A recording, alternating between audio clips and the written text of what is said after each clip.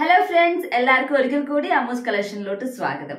അപ്പോൾ നമ്മൾ ഇന്നൊരു പുതിയ എംബ്രോയിഡറി സ്റ്റിച്ച് ആയിട്ടാണ് വന്നിരിക്കുന്നത്. അതിന്റെ പേര് ഗോട്ട വർക്ക് എന്നാണ്.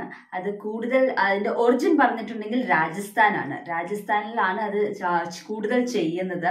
അപ്പോൾ അത് നല്ല എന്താ ഷൈനിങ് ആയിട്ടുള്ള ഒരു ഫാബ്രിക് ആണ്. അത് ആപ്ലിക്യൂ വർക്ക് പോലെ തന്നെയാണ്. നമ്മൾ കട്ട് ചെയ്തിട്ട് വേറെ ക്ലോത്തിൽ വെക്കുന്നു, എന്നിട്ട് അതിന് ചുറ്റും എംബ്രോയിഡറി ചെയ്യുക, അല്ലെങ്കിൽ സർദോസി വർക്ക് ചെയ്യാം, ബീഡ് വർക്ക് ചെയ്യാം, അങ്ങനെയൊക്കെ ചെയ്യുന്നതാണ് അതിൻ്റെ ഒരു പ്രത്യേകത. രാജസ്ഥാനികൾ കൂടുതൽ ബ്രൈഡൽ ഡ്രസ്സിലാണ് ചെയ്യുന്നത്, അല്ലെങ്കിൽ ഒക്കേഷണൽ ആയിട്ടുള്ള ഡ്രസ്സിൽ ചെയ്യുന്നുണ്ട്. പക്ഷെ കൂടുതൽ കണ്ടുവരുന്നത് അത് ബ്രൈഡൽ ഡ്രസ്സുകളിലാണ്. ലെഹങ്ക അല്ലെങ്കിൽ ചുരിദാറിലാണെങ്കിലും ഇപ്പോൾ കോമൺ ആയിട്ട് കാണുന്നുണ്ട്. അപ്പം അത് എങ്ങനെയാണ് ചെയ്യേണ്ടത് എന്നുള്ളത് നമുക്ക് കണ്ടു നോക്കാം. പല രീതിയിലും നമുക്ക് ചെയ്യാം. അതിലത്തെ ഒരു രീതിയിൽ ചെയ്യുന്നതാണ് ഞാൻ ഇന്ന് കാണിക്കുന്നത്.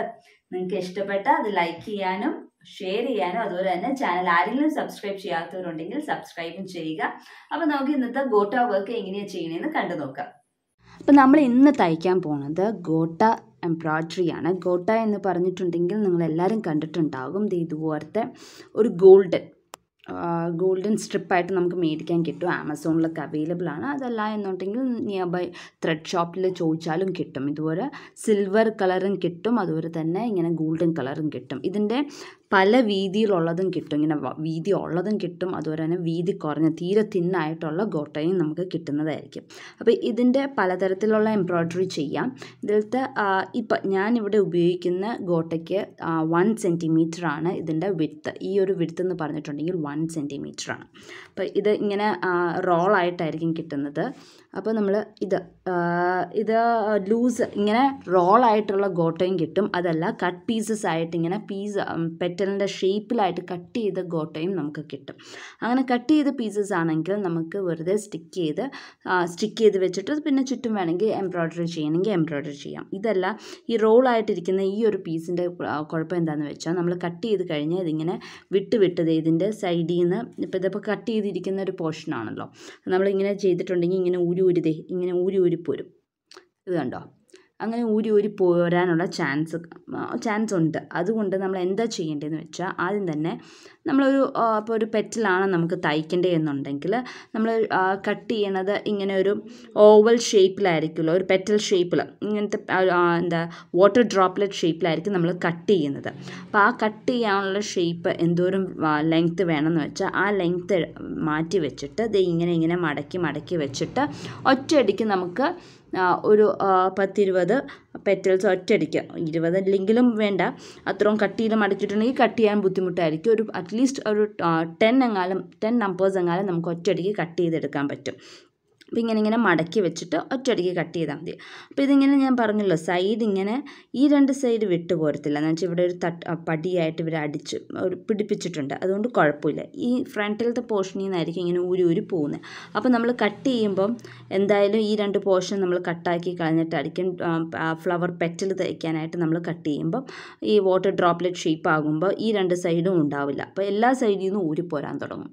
അപ്പോൾ നമ്മൾ എന്താ ചെയ്യേണ്ടതെന്ന് വെച്ചാൽ, അങ്ങനെ ഊരി പോരാണ്ടിരിക്കാൻ വേണ്ടി എന്താ ചെയ്യേണ്ടതെന്ന് വെച്ചാൽ, ഇപ്പോൾ നമുക്ക് ഈ ഒരു പീസ് ഇത്രയും ലെങ്ത്താണ് വേണ്ടത് അല്ല കട്ട് ചെയ്യാൻ എന്ന് വെച്ചാൽ അത്രയും പീസ് ലെങ്ത്ത് എടുക്കുക. എന്നിട്ട് നമ്മൾ ഇപ്പോൾ ഞാൻ കാണിച്ചു തരാം. ഈ ഒരു ലെങ്ത്ത് ഞാനിപ്പോൾ കട്ട് ചെയ്തെടുക്കുകയാണ്. നമുക്ക് എന്തോരം വേണ്ടതെന്ന് വെച്ചാൽ അത്രയും കട്ട് ചെയ്തെടുക്കുക. ഞാൻ കുഞ്ഞു പീസാണ് കട്ട് ചെയ്തെടുത്തേക്കുന്നത്. ഇത്രയേ ഉള്ളൂ. അപ്പോൾ ഈ ഒരു പീസ് എടുത്തിട്ട് ഇതിപ്പോൾ നല്ല ഭാഗം ഇതാണ്, ഇത് ചീത്ത ഭാഗം. നമ്മൾ റോൾ ചെയ്തിരിക്കുന്നത് നല്ല ഭാഗം പുറത്തോട്ടായിട്ടാണല്ലോ. ഇതിൻ്റെ എനിക്ക് 2 സൈഡും ഒരുപോലെ തന്നെ ഇരിക്കുന്ന കുഴപ്പമൊന്നുമില്ല. അത് കഴിഞ്ഞിട്ട് ഇത് കട്ട് ചെയ്തെടുത്ത് കഴിഞ്ഞിട്ട് നമുക്ക് എന്തോരം വേണ്ടതെന്ന് വെച്ചാൽ ആ ഫുൾ ലെങ്ത്ത് നമ്മൾ കട്ട് ചെയ്തെടുത്ത് ഫുൾ ലെങ്ത്ത് ഗോട്ടയിലും ഈ ഫാബ്രിക് ഗ്ലൂ അപ്ലൈ ചെയ്യുക. എന്നിട്ട് നല്ലോണം തേച്ച് പിടിപ്പിക്കുക. എല്ലാ സൈഡിലും എത്തിക്കണം കേട്ടോ. ഗ്ലൂ നല്ലോണം തേക്കുക കേട്ടോ. ഈ കോർണേഴ്സിലെല്ലായിടത്തും എന്ന് വെച്ചാൽ നമ്മൾ എവിടെ കട്ട് ചെയ്ത് കളയണമെന്ന് പറയാൻ പറ്റില്ല. അതുകൊണ്ട് എല്ലായിടവും നല്ലോണം തൂക്കുക. എന്നിട്ട് അത് ഉണങ്ങാൻ വെക്കുക. ഉണങ്ങി കഴിഞ്ഞിട്ടാണ് നമ്മൾ പെറ്റൽ കട്ട് ചെയ്യണത്. നല്ലോണം തേച്ച് വയ്ക്കുക. ഇതുമാതിരി ഫുള്ളും തേച്ച് പിടിപ്പിക്കുക.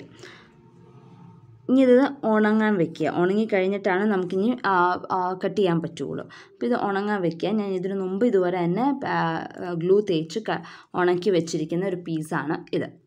അപ്പോൾ ഇത് ഇനി നമുക്ക് ഏത് ഷേപ്പാണ് വേണ്ടതെന്ന് വെച്ചാൽ ആ ഷേപ്പിൽ കട്ട് ചെയ്യാം. ഇതിപ്പോൾ ഞാൻ നേരത്തെ പറഞ്ഞ പോലെ 1 സെൻറ്റിമീറ്ററേ ഉള്ളൂ. അപ്പോൾ നമുക്ക് തയ്ക്കണമെങ്കിൽ പെറ്റല തയ്ക്കണേ എന്നുണ്ടെങ്കിലും ഒത്തിരി വലിയ പെറ്റൽസ് നമുക്ക് ചെയ്യാൻ പറ്റത്തില്ല. കുഞ്ഞു പെറ്റൽസ് ആയിരിക്കും എടുക്കാൻ പറ്റുള്ളൂ.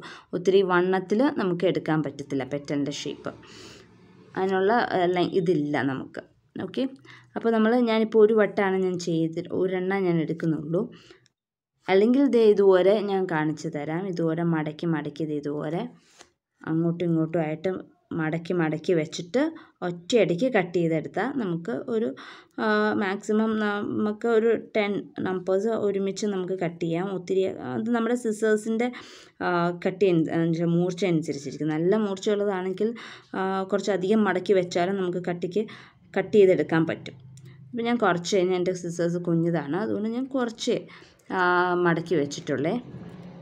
ഇനി ഇതിൻ്റെ അകത്ത് പെറ്റലിൻ്റെ ഷേപ്പ് ഏതാണ് വേണ്ടതെന്ന് വെച്ചാൽ അതൊന്ന് വരയ്ക്കുക. അല്ലെങ്കിൽ ചുമ്മാ വരയ്ക്കേണ്ട ആവശ്യമില്ല, തന്നെ ഫ്രീ ഹാൻഡ് കട്ട് ചെയ്യാമെന്ന് വെച്ചാൽ അങ്ങനെ ആയാലും കട്ട് ചെയ്തോളൂ കേട്ടോ. അപ്പം ഞാൻ നിങ്ങളെ കാണിക്കാൻ വേണ്ടി ഇത് ഇതുവരെ വരച്ച ലൈറ്റായിട്ട് നമുക്ക് കാണാം, ഇതിൻ്റെ അകത്ത് കാണാം വരച്ചേക്കുന്നത്. എന്നിട്ട് നമ്മൾ കട്ട് ചെയ്ത് വെച്ചാൽ മതി. അപ്പോൾ ഇത് ഒരുമിച്ച് അങ്ങ് കട്ട് ചെയ്ത് പോയിക്കോളും. എല്ലാത്തിനും സെയിം അല്ലെങ്കിൽ സെപ്പറേറ്റ് ആയിട്ട് വരച്ച് സെയിം അളവിൽ കട്ട് ചെയ്ത് ബുദ്ധിമുട്ടാണ്. അപ്പോൾ ഇതുപോലെ നമ്മൾ കട്ട് ചെയ്തെടുക്കുക.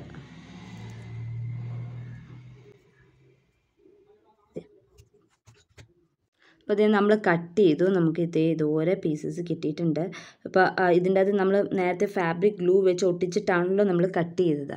അപ്പോൾ അതുകൊണ്ട് മടക്കി വെച്ചിട്ട് കട്ട് ചെയ്യുമ്പം ചിലപ്പം ഒട്ടിപ്പിടിച്ചിരിക്കും. അപ്പോൾ നമ്മളൊന്ന് വിടിയിച്ചെടുക്കണം. ഇല്ല നല്ല കട്ടിയിൽ വേണമെന്നുണ്ടെങ്കിൽ ഇതിപ്പോൾ സിങ്കിളായിട്ടിരിക്കുന്നത്, അത് അത്രയ്ക്ക് കട്ടിയില്ല, കണ്ടാൽ നമുക്കറിയാം സിങ്കിളായിട്ടിരിക്കും.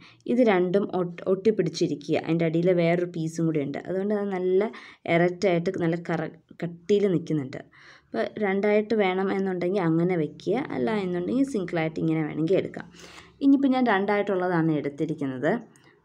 അപ്പോൾ അത് നമുക്ക് ഡിസൈൻ എവിടെയാണ് വേണ്ടത് എന്ന് വെച്ചാൽ അവിടെ നമുക്ക് നമ്മുടെ ഷേപ്പിൽ നമ്മുടെ എങ്ങനെ പെറ്റിൽ ഫുൾ ഫ്ലവർ വെക്കണോ അത് എങ്ങനെയാണെന്ന് വെച്ചാൽ അതുപോലെ വെച്ചിട്ട് നമുക്ക് ഒട്ടിക്കാം.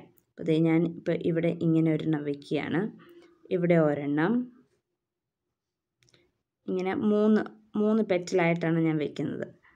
ഇച്ചിരി ഗ്യാപ്പ് വിടുന്നുണ്ട്, ഈ ഓരോ പെറ്റലിൻ്റെ ഇടയിൽ ഒരേ ഗ്യാപ്പ് വിടുന്നുണ്ട്. എന്താണെന്ന് വെച്ചാൽ അതിന് ചുറ്റും എനിക്ക് തയ്ക്കാനുള്ളതാണ്, അതുകൊണ്ടാണ് ആ ഗ്യാപ്പ് വിട്ടിരിക്കുന്നത്. അപ്പോൾ ആ ഒരു ഗ്യാപ്പ് വിട്ടിട്ടുണ്ട്. അതുപോലെ തന്നെ അടുത്ത പെറ്റൽ ഇതിപ്പോൾ ഞാൻ സിങ്കിളായിട്ട് എൻ്റെ അടിയിലൊന്നുമില്ല, ഇത് രണ്ടെണ്ണമായിട്ട് ഒട്ടിയിരിക്കുന്നതാണ് കേട്ടോ.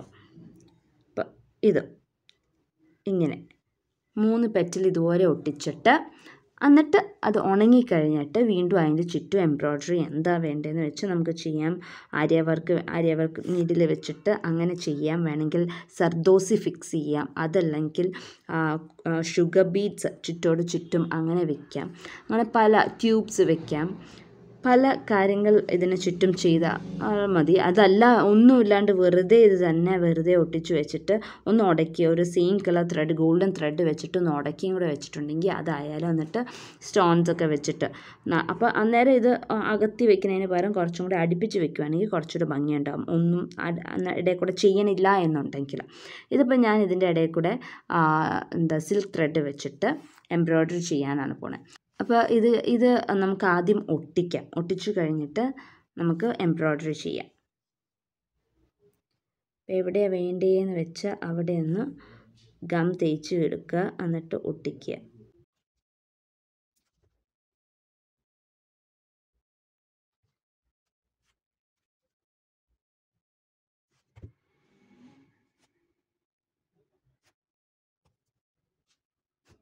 അപ്പോൾ നമ്മൾ ഗോട്ട ഒട്ടിച്ച് കഴിഞ്ഞിട്ടുണ്ട്. ഇനി ഇതിന് ചുറ്റും എംബ്രോയ്ഡറിയാണ് ചെയ്യേണ്ടത്. അതിന് മുമ്പായിട്ട് ഇതൊക്കെ ശരിക്കും ഒന്ന് ഉണങ്ങട്ടെ. ഉണങ്ങിക്കഴിഞ്ഞിട്ട് തയ്ക്കാം. അല്ലെങ്കിൽ നമ്മളിപ്പോൾ സൂചി നീഡിൽ ഇതിൻ്റെ ഇടയിൽ കൂടെ പാസ് ചെയ്യുമ്പോൾ ഇതങ്ങ് പൊളിഞ്ഞു പോരും. നേരെ പാടിന് ഉണങ്ങുന്നതിന് മുമ്പ് തിരക്ക് പിടിച്ച് നമ്മൾ തയ്ക്കാൻ പോയിട്ടുണ്ടെങ്കിൽ അതൊക്കെ വിട്ടുപോരും. ഇനി ഞാൻ പറഞ്ഞു സിൽക്ക് ത്രെഡാണ് യൂസ് ചെയ്യുന്നതെന്ന്. അപ്പോൾ സിൽക്ക് ത്രെഡ് യൂസ് ചെയ്തതാണ് ഇതിന് ചുറ്റും നമ്മൾ എംബ്രോയ്ഡറി ചെയ്യാൻ പോണത്.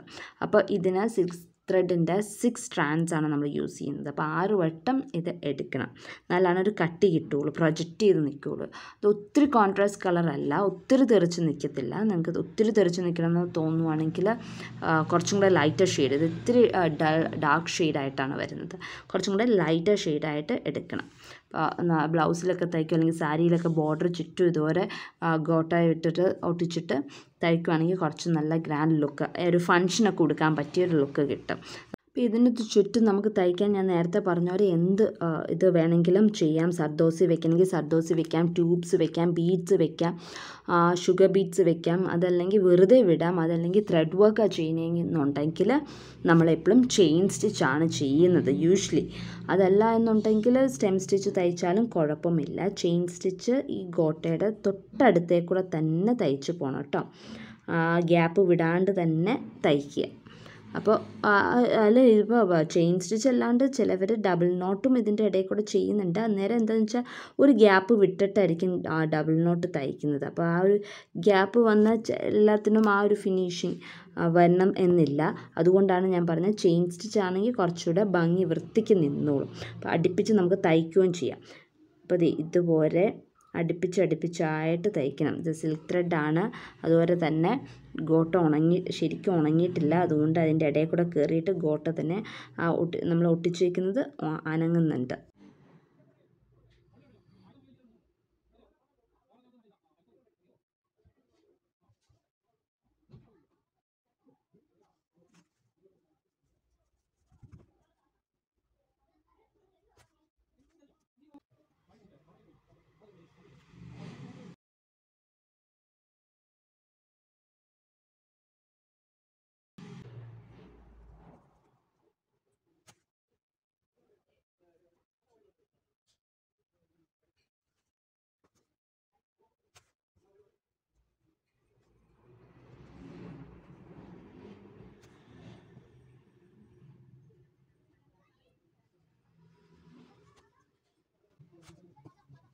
അപ്പോൾ നമ്മൾ ഇതെല്ലാത്തിൻ്റെയും ഗോട്ടയുടെ സൈഡിൽ കൂടെ നമ്മൾ ചെയിൻ സ്റ്റിച്ച് തയ്ച്ചു. അതുപോലെ തന്നെ ഈ ഒരു ഗോട്ടയുടെയും ഈ 3 പെറ്റലായിട്ട് തയ്ച്ചതിൻ്റെ ഇടയിൽ നമ്മൾ ഒരു കുന്തനം സ്റ്റിക്ക് ചെയ്തിട്ടുണ്ട്. അപ്പോൾ അതൊക്കെ ഓപ്ഷണലാണ്, നമുക്ക് വേണമെങ്കിൽ കൊടുത്തു വെച്ചാൽ മതി. കുറച്ചും കൂടെ ഒരു ഒരു അട്രാക്റ്റീവായിട്ട് ഇരിക്കാൻ വേണ്ടിയിട്ട്, കുറച്ചും കൂടെ ഒരു എടുപ്പ് കിട്ടാൻ വേണ്ടിയിട്ടാണ് ഞാനിത് കൊടുത്തിരിക്കുന്നത്. അതല്ല എന്നുണ്ടെങ്കിൽ ത്രെഡ് വർക്കിൽ തന്നെ ഫ്രഞ്ച് നോട്ടോ അങ്ങനെ എന്തെങ്കിലുമൊക്കെ തയ്ച്ചാലും മതി. അപ്പോൾ ഇങ്ങനെയാണ് വളരെ എളുപ്പത്തിൽ തന്നെ നമ്മൾ ഗോട്ട ഒട്ടിച്ച് നല്ലോണം ഉണങ്ങിക്കഴിഞ്ഞിട്ട് സിൽക്ക് ത്രെഡ് ഉപയോഗിക്കാൻ ബുദ്ധിമുട്ടാണെങ്കിൽ നമ്മൾ നോർമൽ ത്രെഡ് യൂസ് ചെയ്താൽ മതി. അല്ലെങ്കിൽ ആര്യ വർക്ക് ചെയ്യാൻ അറിയാവുന്നവർ ചുറ്റും ആര്യ വർക്ക് ചെയ്താലും കുഴപ്പമില്ല, നല്ലതായിരിക്കും. അപ്പോൾ ഇന്നത്തെ ഗോട്ട ഡിസൈനിങ് എല്ലാവർക്കും ഇഷ്ടപ്പെട്ടു എന്ന് വിശ്വസിക്കുന്നു. അപ്പോൾ അടുത്ത ദിവസം മറ്റൊരു വീഡിയോ ആയിട്ട് കാണാം. അതുവരേക്കും ബൈ ബൈ.